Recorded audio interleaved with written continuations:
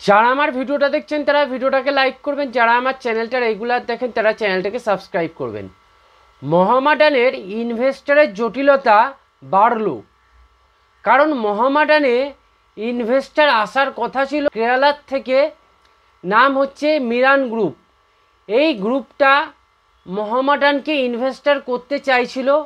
এই গ্রুপটার সাথে মোহামেডানের প্রায় কথা পাকাপাকি হয়ে গেছিল, কিন্তু শেষ মুহূর্তে এসে মিরান গ্রুপ বলছে মোহামেডানকে স্পন্সর করবে না।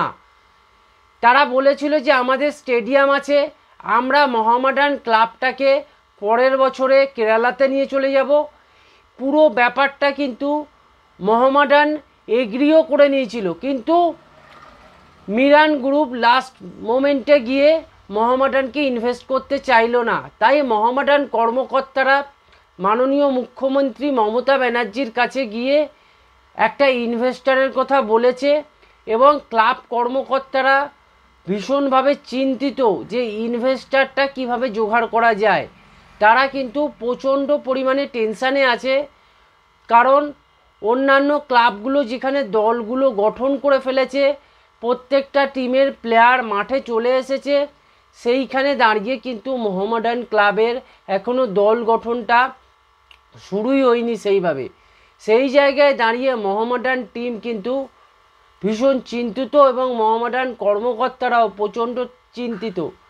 বিশেষ করে দিলীপ সিংয়ের ওপর যে দায়িত্বটা ছিল, তিনি মোহামেডানকে ইনভেস্টর জোগাড় করার যে পরিকল্পনা নিয়ে এগোচ্ছিল, সেই পরিকল্পনাটা আদতে পুরোপুরি সফলতা পায়নি। তাই জন্য মোহামেডান এখন মাননীয় মুখ্যমন্ত্রী মমতা বন্দ্যোপাধ্যায়ের কাছে গেছে, তাকে বলেছে যে একখানা ইনভেস্টর জোগাড় করার কথা, কিন্তু এখনও অবধি সেই জোগাড়টা হবে কি না সেই বিষয়ে কনফার্ম নিউজ নেই, এবং তারা চেষ্টা করছে আপ্রাণভাবে যে কোনোভাবে হোক মোহামেডানকে একটা ইনভেস্টর জোগাড় করতে হবে, এবং ভালো ইনভেস্টর জোগাড় করতে হবে, যেখানে কিন্তু একটা বড় অঙ্কের টাকা নির্ভর করছে।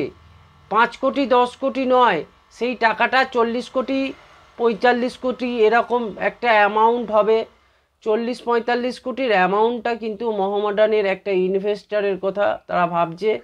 বাংকার হিলের দায়িত্ব ছিল যে মোহামেডানকে একটা ইনভেস্টর এনে দেবে, কিন্তু বাংকার হিল যখন চেষ্টা করেও পাচ্ছে না, তখন কিন্তু মোহামেডান অত্যন্ত উদ্বেগের মধ্যে আছে। মোহামেডান ক্লাব কর্মকর্তারা চাইছে যে খুব তাড়াতাড়ি একটা ইনভেস্টর আসুক, কারণ তাদের যে দায়িত্ব ক্লাবকে একটা ভালো জায়গায় আইএসএলে খেলাতে হবে, ভালো পজিশানে রাখতে হবে। কারণ বাংকার হিল মোহামেডানে আসায় কিন্তু মোহামেডানের উন্নতি হয়েছে বলেই সকলে মনে করছে, এবং আমিও মনে করছি।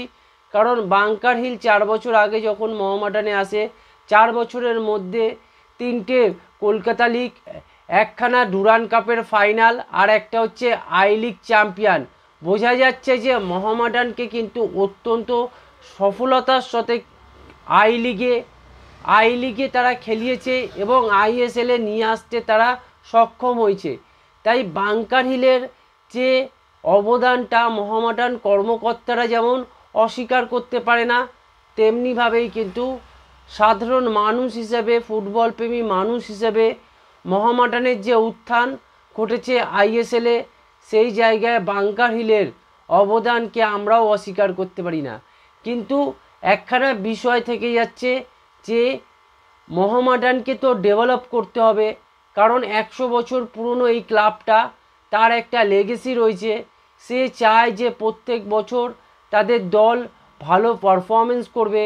মোহনবাগান, ইস্টবেঙ্গল যেভাবে একটা ভালো পারফরমেন্স করার জন্য প্রত্যেক বছর দল বানাতে চলছে, সেই জায়গায় কিন্তু মোহামেডান একটু পিছিয়ে আছে, কারণ তারা প্রথম বছর আইএসএল খেলবে, কিন্তু তারা এখনও অবধি তাদের যে টাকাজনিত সমস্যা, মানে অর্থ সমস্যাটা কাটিয়ে উঠতে পারছে না।